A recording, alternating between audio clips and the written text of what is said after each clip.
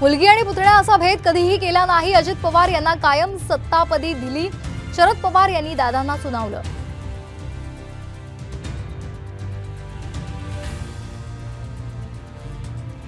दोन वेळा उपमुख्यमंत्री केला तेव्हा पक्ष फुटला नाही। छगन भुजबळांचा शरद पवार यांना टोला।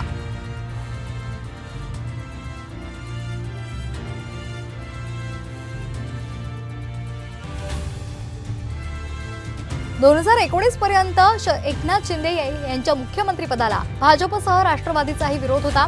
संजय राऊतांचा मोठा दावा।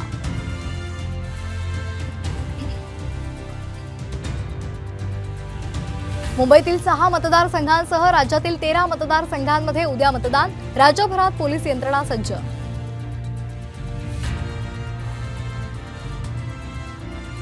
पुण्यात महागड्या कारच्या धडकेत तरुण आणि तरुणीचा मृत्यू। 17 वर्षीय कार चालकावर गुन्हा दाखल।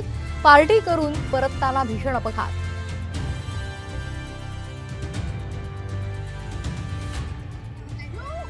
चाकणमध्ये गॅस टँकरचा स्फोट।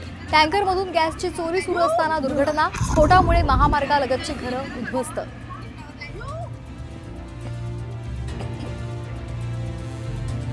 मान्सून अंदमानात दाखल। 31 मे रोजी केरळमध्ये धडकणार।